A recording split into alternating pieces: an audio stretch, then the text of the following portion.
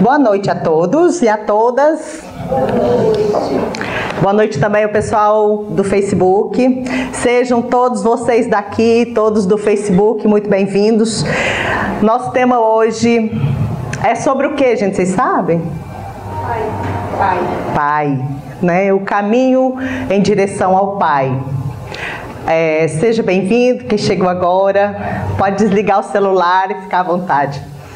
E eu fico muito feliz porque eu convidei o meu papai para vir aqui. Lógico que não é para ele assistir minha palestra, claro, né? Eu não ia ter essa paciência para isso. Eu fico muito feliz mesmo com o senhor estar aqui hoje. Porque eu quero fazer uma constelação pessoalmente.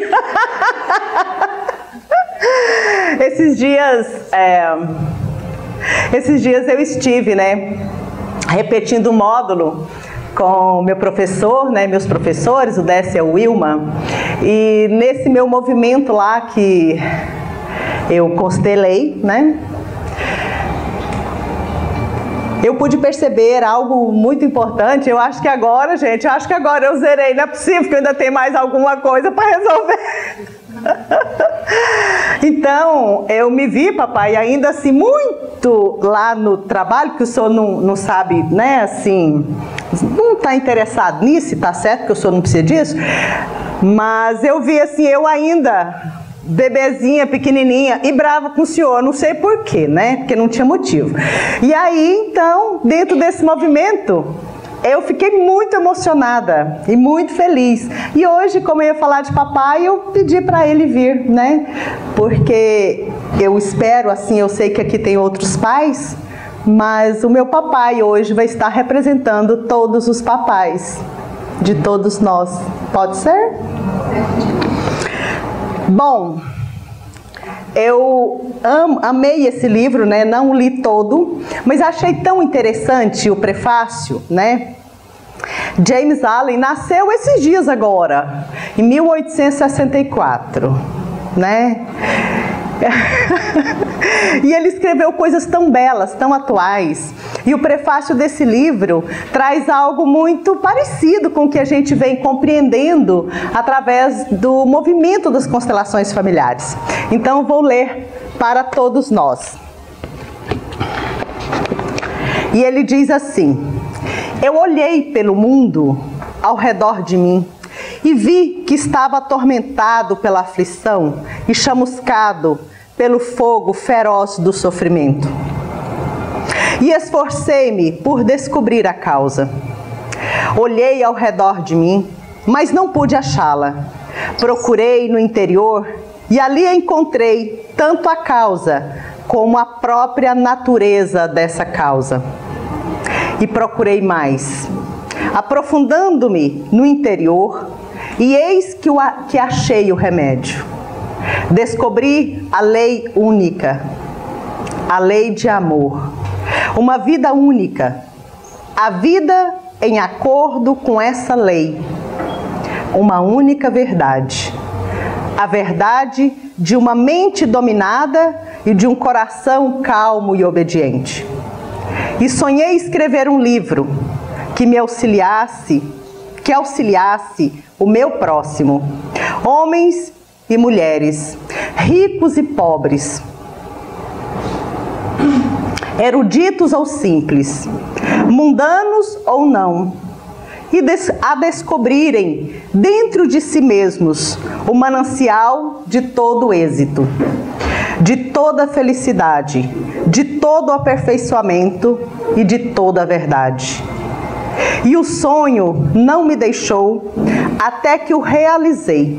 E assim é que, agora, envio esse livro ao mundo para curar doentes e disseminar felicidade, sabendo que, com certeza, chegará às casas e aos corações que o estão esperando, prontos a recebê-lo.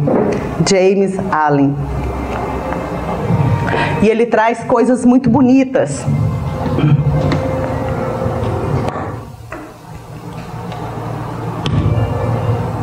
E ele traz coisas muito bonitas dentro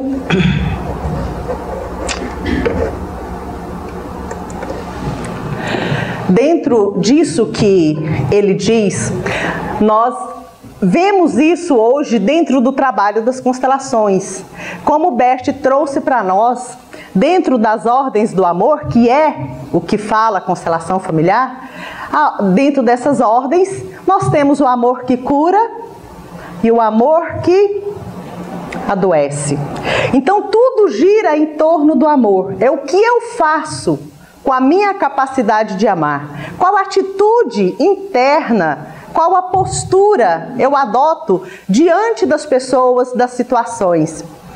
E a gente falou semana passada sobre nossa postura em relação à nossa mãe e como essa postura nos afeta para o sucesso ou para o fracasso, né? Vocês lembram quem estava aqui? Através da postura nossa em relação à nossa mãe, nós conseguimos gerar, criar, alegrar, produzir. Dentro desse movimento nosso e da nossa postura, nós ganhamos, nós recebemos. As coisas vêm até nós de forma simples e fácil, de acordo com a postura que eu adoto em relação à minha mãe, o meu olhar em relação a ela. Porque muitas vezes a gente pensa que tem uma boa postura, porque respeitamos a nossa mãe, né, no dia a dia, de uma forma externa, mas às vezes internamente nós sentimos dó da nossa mãe, lembra disso? Então a gente está sempre repetindo a mesma coisa, né? Toda vez que fala de mãe, a gente fala a mesma coisa, igual o Berto disse, leiam os livros, vocês vão... A gente vai tomando um pouquinho da mesma coisa que está em todos os livros. Então, através dessa postura em relação à nossa mãe, muitas vezes a gente está com uma má postura, não é por falta de amor, nunca é por falta de amor.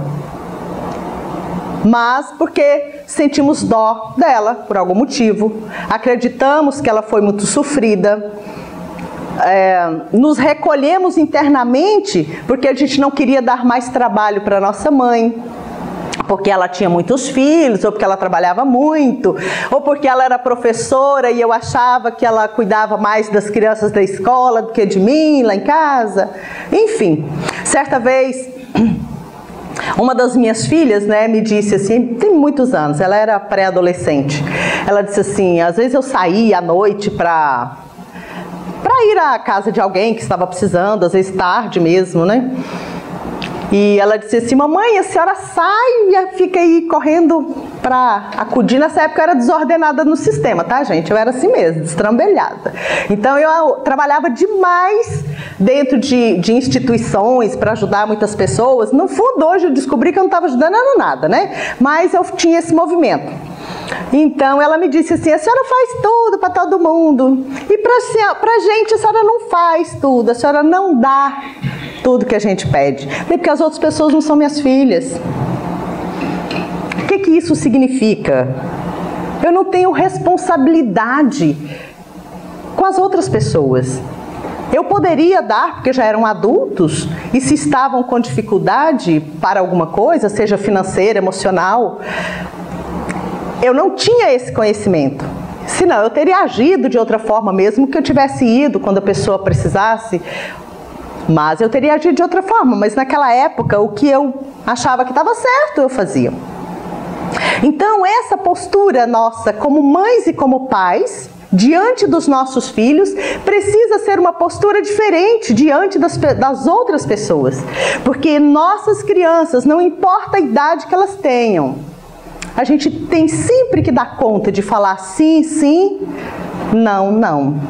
Quando a gente percebe que o nosso não, elas precisam ouvir para seguir em frente.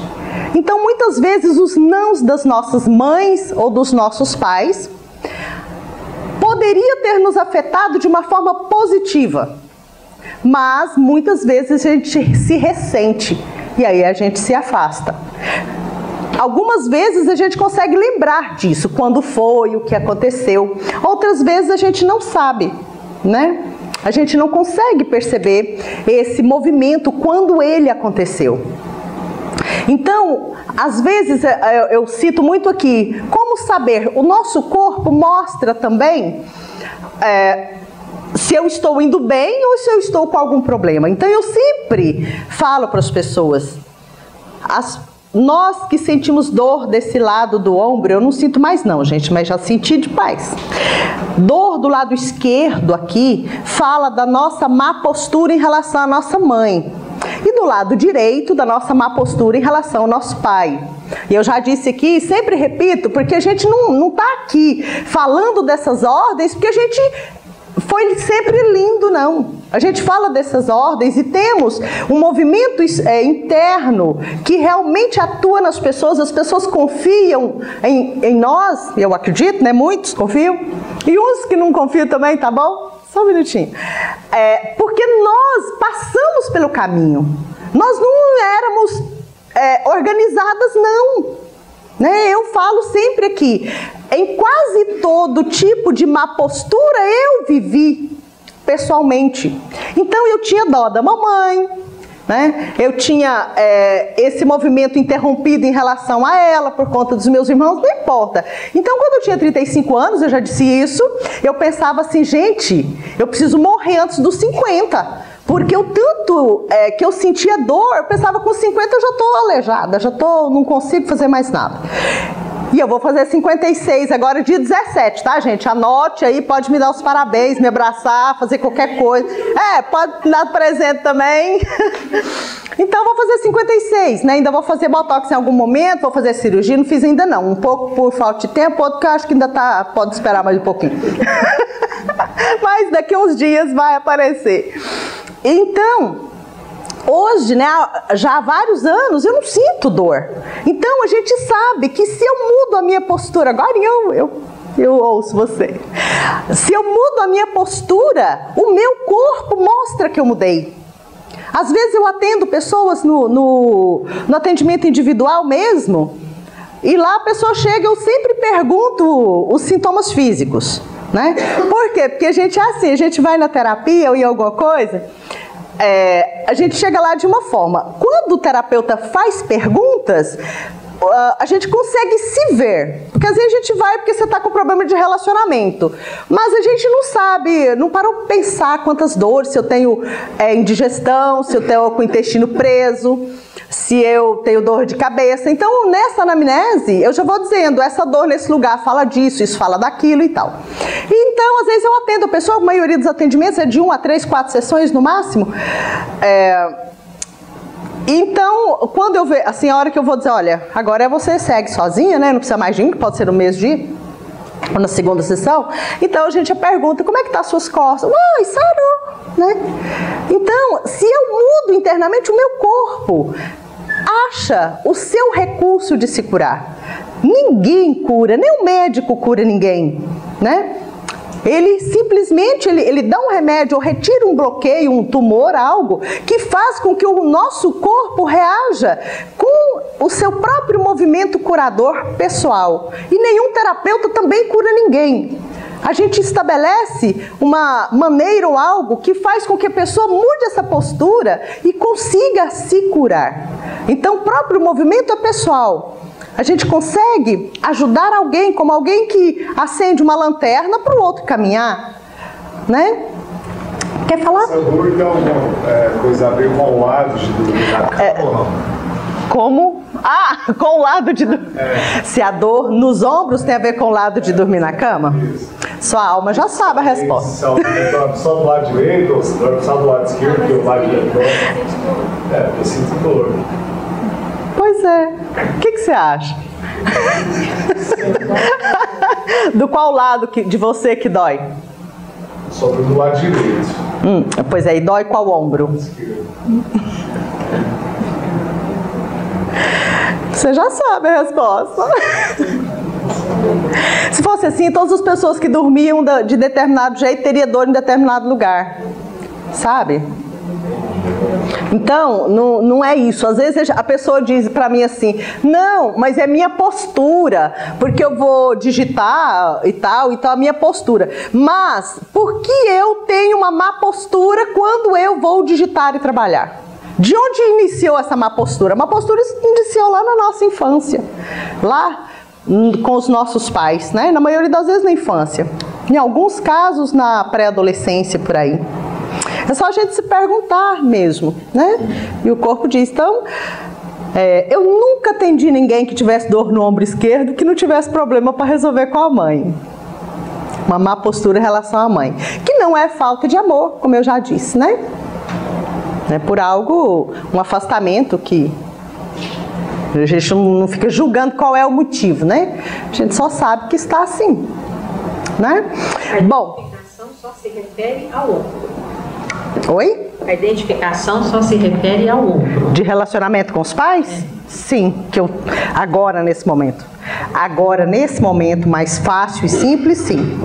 Agora não é só nos ombros não. Às vezes ganho de peso tem a ver com a relação com a mãe. Sabe? Então, são várias outras coisas, dependendo do outro lugar. Mas esse aqui é o mais simples, porque é o mais fácil de identificar. Como, na minha percepção, na minha experiência com esses tantos anos nesse trabalho, a dor na cervical, aqui, fala de estarmos emaranhados com algo que aconteceu na geração dos avós para trás. Então, mãe, pai e um pouco mais atrás. Bom, então, com a nossa mãe, a gente ganha, porque a mãe, a terra, a vida e a riqueza são intimamente ligados, né? O próprio Bert diz isso. Então, nesse movimento, para se chegar ao nosso pai, nós precisamos do apoio da nossa mãe. A nossa mãe é a ponte entre nós e o nosso pai. E muitas pessoas falam, então, porque minha mãe não falava tão bem do meu pai, então por isso que eu estou afastado do meu pai. Não, a responsabilidade continua sendo nossa, né? Nós poderíamos, é mais fácil para nós quando nossa mãe apresenta melhor o nosso pai para nós? Sim. Eu lembro da mamãe, a gente estava lá fazendo arte, né? O papai sempre, ele dizia, eu falei isso aqui também, nega, você precisa corrigir esses meninos. Então, a mamãe falava para o seu pai, por que você não... Mas ela é mais brava do que ele, então... Mas, às vezes, ele não estava em casa, né? Estava resolvendo outras coisas. E os meninos lá fazendo arte, a gente, né? Principalmente os meus irmãos mais velhos, eu era uma santa. Então... Então, ele nunca bateu na gente, né? Nunca foi bravo, assim. Mas eu lembro da mamãe falar assim, a hora que seu pai chegar, eu vou contar para ele. Né? Então ela trazia a figura do papai, mesmo que ela sabia realmente que a hora que ela falasse, eu falava, pois é, nega, você precisa corrigir esses meninos. Então, mas era uma forma de trazer a figura do pai, né? Então, se a gente teve uma mamãe e as minhas filhas tiveram uma mamãe que não apresentou muito bem o pai para elas. Mas eu consegui mudar isso, né, há alguns anos atrás. E o resultado vem acontecendo cada vez mais e melhor na vida delas. Porque para nós mães, apresentar um pai de uma forma estranha para a nossa criança, não vai gerar em nós nenhum problema. A não ser o sofrimento que às vezes a gente tem ao ver o sofrimento dos nossos filhos. Mas o problema é para eles ou para elas. Então hoje as nossas filhas estão muito mais próximas dele lá, né? Estão morando muito mais próximas dele do que aqui. E estão muito melhor com ele. E ele, à medida dessa apresentação que eu pude fazer, quando eu compreendi isso há vários anos, né? Há alguns anos, então a mudança e a postura dele como pai pode ser diferente para as nossas crianças, para as nossas filhas. E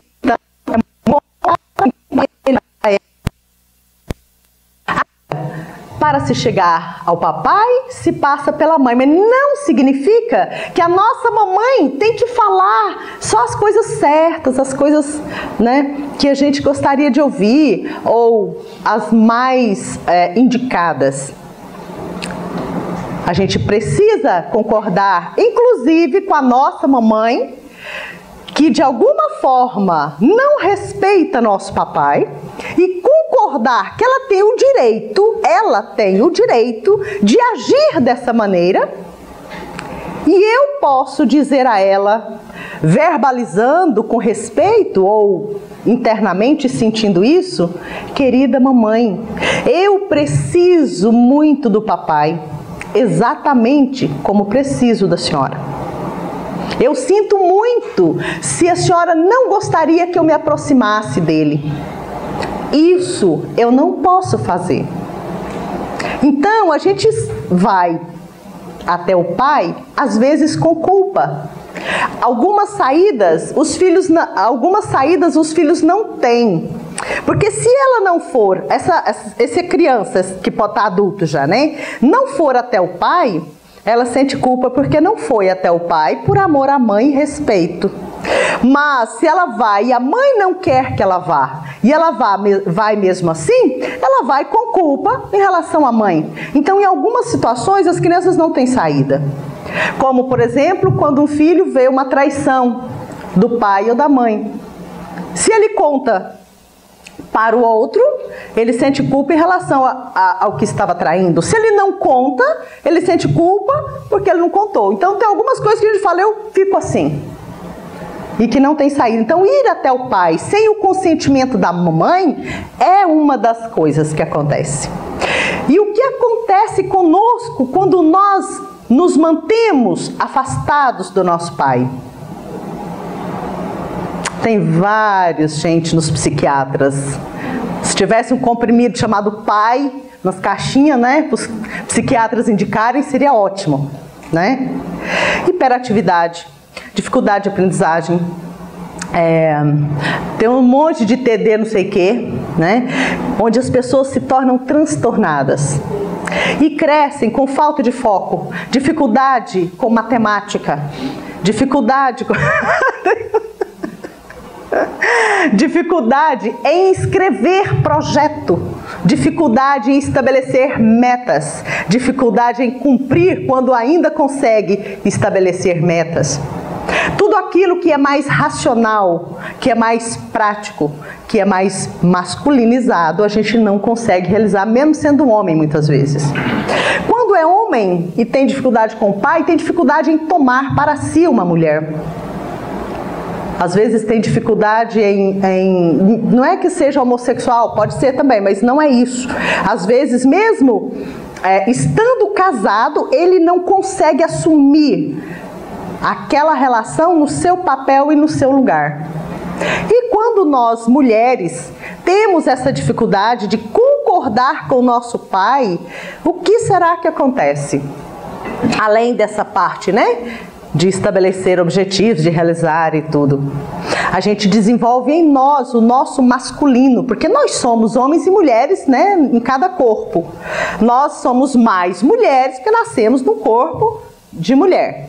Mas nós temos uma parte menor do masculino, como no homem também tem o feminino. Então, se eu discordo do meu pai, se eu não confio no meu pai, eu também não vou confiar nos homens em geral. E eu vou desenvolver dentro de mim, no meu jeito de ser, no meu modo, no meu pensamento, nas minhas atitudes, no meu comportamento em geral, eu vou desenvolver muito o meu masculino. Então, se eu tomo para mim um homem, esse homem vai ter mais dificuldade de assumir ao meu lado o papel masculino. A gente começa a desenvolver dentro da relação de parceiros toda a postura do masculino. E eu desrespeito em relação ao homem. Porque se o meu pai é o primeiro contato com o masculino, e eu não respeito ele, eu não vou respeitar homem nenhum. Se eu não respeito minha mãe, que é o primeiro contato com o feminino, também não vou respeitar as mulheres, mesmo sendo mulher ou homem, olhando para a mãe e olhando para o pai. Então, a única saída, né, como falou lá no prefácio do James, a saída é olhar para uma única verdade. Não que essa verdade seja estática como um grão de areia, mas a primeira grande verdade, como ele coloca, né? O movimento do amor em ordem, como ele fala, com o coração pacificado, com uma mente calma. E Bert Hellinger diz que a paz, existem 3 consciências: a consciência pessoal, a consciência coletiva ou arcaica e a consciência espiritual. Então, dentro dessa consciência pessoal, né, que é nossa individualidade, a gente julga, critica, condena, temos ideias de certo e errado, e a gente condena aquilo que a gente considera errado quando aquilo é diferente do que as pessoas da nossa família fazem. Então, eu ajo de uma forma, o outro age de um outro jeito e a gente acha que aquele outro faz errado. Essa é a consciência pessoal, que julga, todo julgamento gera exclusão, toda exclusão gera efeito. Então, a primeira consciência julga e age dessa forma de consciência leve. Por exemplo, o filho de alguém que rouba, por exemplo, se ele rouba de consciência leve, porque faz parte da família, né? Quem fala mal da vida alheia, fala mal da vida alheia de consciência leve, se a mamãe e o papai falam também. Porque é algo natural. Outra pessoa olha e acha que a gente é errado. E a gente olha e fala, gente, mas eu estou só comentando, né? E depois, então, a consciência pessoal julga, a consciência arcaica bate o martelo, né? Diz, você estava julgando, né?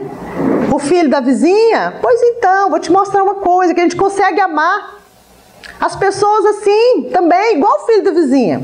Seu filho, seu neto vai ser igual, vai ter aquela característica. Porque daí você vai olhar e falar, não, é possível amar alguém que age dessa forma, né? Então, a consciência coletiva e arcaica toma a serviço as pessoas para representar o que nós excluímos com a consciência pessoal. Você falou mal do seu pai, que era alcoólatra? Ok. Então você também vai se tornar alcoólatra, terá um filho alcoólatra, para você olhar para ele, né, e amá-lo, assim, do jeito que é, parecendo vovô, né? Tem gente que fala para as crianças, ao invés de falar assim, olhar para o menino, ou a menina, né, e dizer, nossa, como você parece seu avô, ou, nossa, como você parece seu pai. Às vezes a gente diz assim, nossa, como parece seu pai? Então a fala é a mesma, mas qual postura, né? Atrás dessa segunda fala parece que você está xingando o menino. Então esse olhar amoroso em relação às nossas crianças, filhos e netos, olhar e ver como ele está incluindo alguém. Se a gente faz isso internamente, com muito respeito, essa criança pode mudar. E isso pode ser mudado inclusive pelos professores, né? Quando um professor, uma professora, conhece essa abordagem e utiliza esse movimento interno, né? Na verdade, no coração dela em relação aos alunos, ela vai ter uma sala de aula que aprende, uma sala de aula que a respeita, uma sala de aula que ama aquela professora. Então, eu falei da consciência pessoal, da coletiva, para chegar à consciência espiritual, para falar sobre o quê, gente? O que eu estava falando antes? Que o Bert Hellinger diz sobre a paz, né? Então, tem uma terceira consciência, que é a consciência espiritual. Que não é falando de espírito, não é disso não. A alma, o movimento universal, o movimento que tudo organiza. Imagina se não tivesse um movimento desse, o que aconteceria com os milhões de galáxias e de planetas em todo o universo, né? Então existe uma consciência maior que abarca todas as outras, que é a consciência espiritual. E Hellinger diz pra gente o seguinte: quando nós sentimos dentro de nós a paz, é porque estamos em contato, estamos dentro e em movimento com essa consciência espiritual. E para se ter essa paz e sentir esse movimento, nós precisamos ter conseguido dar um lugar para todos dentro do nosso coração. Então, gente, tomar os nossos pais, dar um lugar dentro do nosso coração e concordar com eles, exatamente como eles são. Agradecer pela vida que eles nos deram, agradecer pelas broncas que eles nos deram, pelos abraços, pela casa que eles nos deram, agradecer pelo estudo, agradecer por tudo, pelos ensinamentos. Muitos deles, ensinamentos na maioria das vezes, cheios de virtudes. Alguns deles a gente podia ter olhado e falar: nossa, meu pai ou minha mãe está me ensinando o que eu não devo fazer. Se a gente não julgar, a gente aprende. Então nossos pais nos deram muito, mesmo aqueles que nos entregaram para que outra pessoa cuidasse. É porque essa mamãe ou esse pai acreditava que alguém poderia cuidar dessa criança melhor do que eles. Então nós sempre, se colocarmos nossos olhos de abelha, nós vamos sempre ter muito mais para agradecer. Então, é o primeiro movimento. Eu não consigo sentir essa consciência espiritual e ter essa paz permanente, ou de vez em quando, se eu não fizer esse primeiro movimento. Tudo vem a partir daí. Depois, então, eu consigo concordar com o destino dos meus avós. Eu consigo concordar com os destinos dos meus tios e das minhas tias, dos meus bisavós, das pessoas da minha família que, de alguma forma, adquiriram bens injustamente. Concordar com várias pessoas da minha família que mataram. Concordar com pessoas da minha família que foram assassinados. Concordar com os escravos que estão no meu sangue. Com os índios que foram dizimados, que também estão no meu sangue. Concordar com os europeus que aqui vieram e que fizeram como fizeram, exatamente como fizeram. Então, quando eu me coloco na posição de pequena, diante desse grande movimento espiritual, eu consigo, então, encontrar essa paz. Mas eu só consigo concordar com o movimento de tudo, com cada político de cada lugar, quando eu concordo lá no primeiro movimento, que é o movimento em direção aos meus pais. Como que eu vou concordar com tudo como é se eu não concordo com quem me fez estar aqui? Exatamente como me fez estar aqui.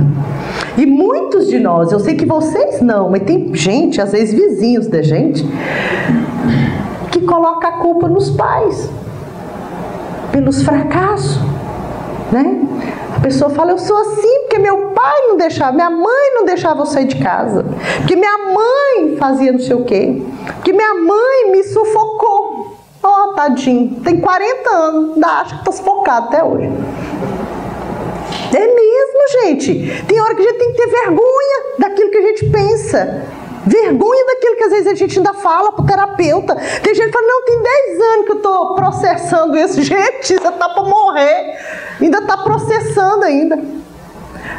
Né? Elaborando isso. Aí passa lá: tem 5 anos que estou elaborando porque minha mãe não me deu mamar. Caramba, você não tá vivo não, criatura. Né? Lá no Nordeste eu lembro. Minha primeira filha, né, nasceu no Pará. Então eu tive pouquíssimo leite lá no início. E então a vovó dela, né, a mãe do pai dela, sugeriu dar papa de milho. Né? Não morreu não, gente. Gosta das coisas do Pará, do cuscuz, que tá no sangue, né? Não morre não. Aí tem gente que fala: não, acho que eu não gosto, tenho um problema, porque o meu pai trabalhava, viajava muito, meu pai estava longe, meu pai estava ausente. Então, enquanto nós ficarmos nesse caminho, justificando as nossas dores, os nossos fracassos, as nossas dificuldades de relacionamento, nossa dificuldade de ganhar dinheiro, nossa dificuldade de sorrir para a vida e na vida, enquanto a gente justificar, a gente não tem solução. O primeiro passo é pensar: onde é que eu derrapei? O que eu fiz? A partir disso, a gente tem uma possibilidade de saída. Tem gente que fala: não, eu não faço constelação não, porque eu tenho medo. Então sofre, caramba, mais um pouco, né? Então esfrega a cara, a hora que tiver sem, né? Sem couro mais. Gente fala, não, eu não vou sentar lá, porque vai que os outros pensam de mim, fala, nossa, é tão importante, né? Isso é importante demais, todo mundo vai passar o resto da vida pensando no seu trabalho. Gente, quem de nós não tem algo estranho que aconteceu na nossa família com a gente mesmo? Tanto é que vocês veem, né, quem já está aqui há mais tempo, cada vez que eu vou, eu trago uma novidade de mim, né? E não é para falar bem de mim, não, é para mostrar, gente, nós todos estamos caminhando. Então é bom que a gente, nossa, dei mais um passo, né? Mas a gente tem um alento, já fui pior, né? A gente lembra, já fui pior, meu Deus, como que eu conseguia ser como eu era?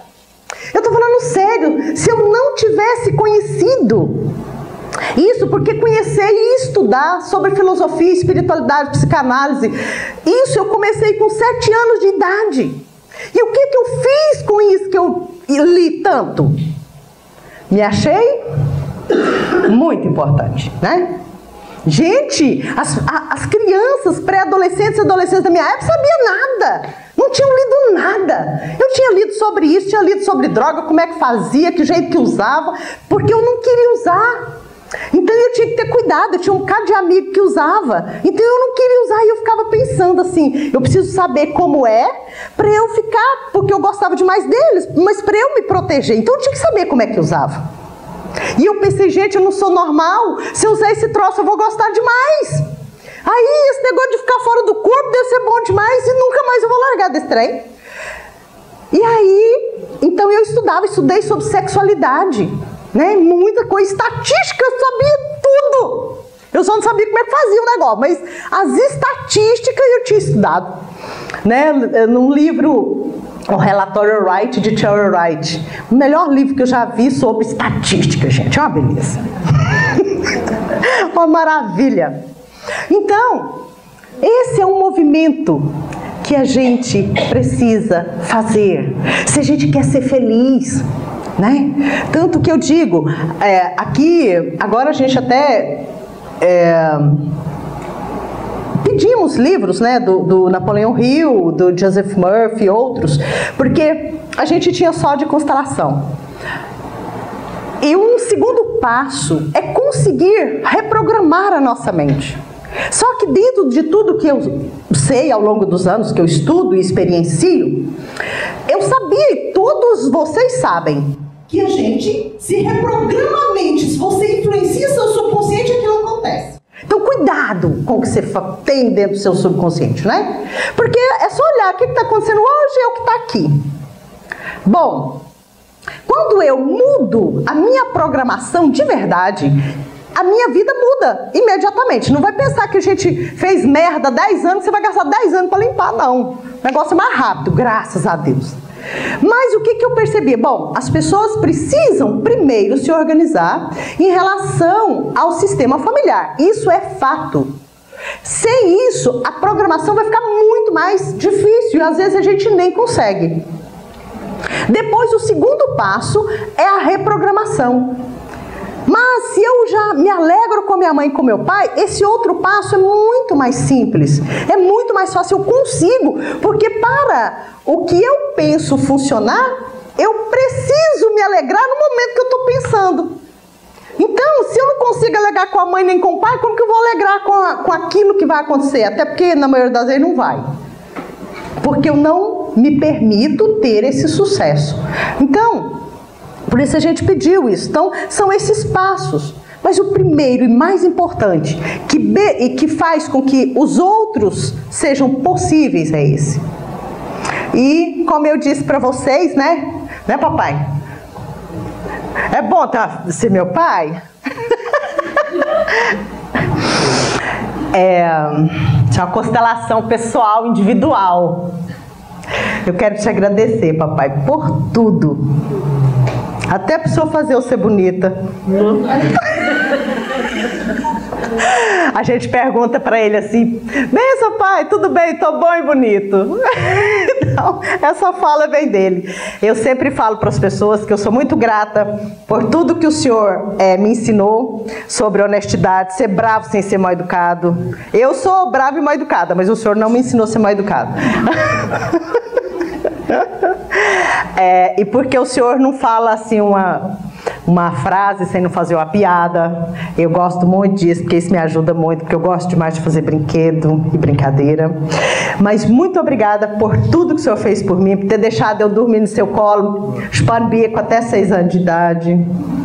Por ter falado não pra mim quando eu tinha 11 anos, que eu queria usar biquíni, gente, não deixou eu usar não. Foi ótimo. Aí eu pensei, eu nunca gostei de teimar, né? Nunca teimei, porque eu não gosto de ser chamada atenção. Aí eu falei pra mamãe, mamãe, eu queria usar biquíni. Ela falou, tem que pedir seu pai. Falei, olha, gente, a minha era. Pensa. Pensa. Quando será que a Marta nasceu? E aí eu pedi pra ele, ele disse assim, não, filha minha, fica pelada perto dos outros, não. Eu falei, meu Deus, e agora, né? Porque eu não tinha ideia que às vezes eu ia crescer e ia fazer outra coisa. Aí o que eu tomei de decisão? E eu nunca falei isso pra ele também, né? Também tá nem importando com isso. Isso é um problema meu, né? Não é dele. Então, o que eu tomei de decisão? Hã? Nem praia, nem nada. Não, gente, era para tomar banho no córrego com os primos. Não era nem na praia, não. Era lá mesmo. Então, eu pensei, gente, eu pedi, a primeira coisa que eu lembro de pedir para ele, né? Ele não deixou. Então, qual foi a decisão que eu tomei? Eu não vou pedir mais nada. E por isso também que eu aumentei a minha leitura. Porque se eu não queria pedir, vai que eu peça alguma coisa e ele me fala não de novo. E como eu não queria fazer diferente do que ele gostaria, então eu não podia pedir. Então eu tomei a decisão de tomar todas as decisões na minha vida. Porque se desse certo, eu teria mérito. Se desse errado, a culpa era minha também, né? E isso foi uma decisão que eu tomei com 11 anos. Aí depois acho que a mamãe fez a cabeça dele lá e acabou eu ganhando o biquíni. Então, muito obrigada por tudo, papai, porque o senhor me ama e eu sempre sei que eu posso contar com o senhor. Muito obrigada mesmo. Você vai ter muito bem.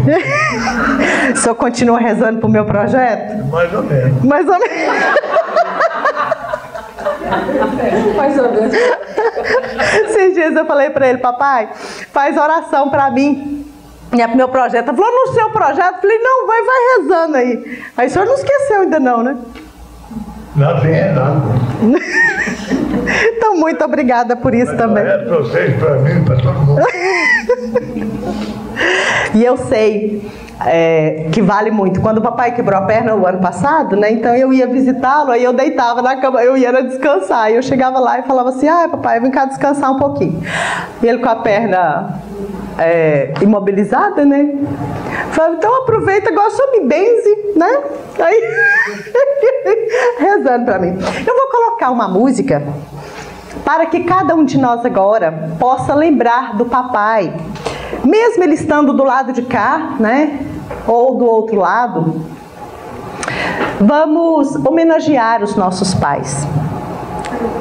Esse papai que está no nosso sangue, que está nas nossas células, que estiveram perto ou que estiveram longe. Esse papai que eu sei a carinha dele ou que eu não sei. Mas esse homem que em dado momento esteve com a nossa mãe como homem e mulher. E desse único momento nós pudemos estar aqui. Então, a nossa alegria por esse momento. Talvez eles tenham ficado juntos uma única vez. Que bom! Ainda bem que ficaram uma única vez, porque a gente não precisava de mais do que uma vez para estar aqui na vida.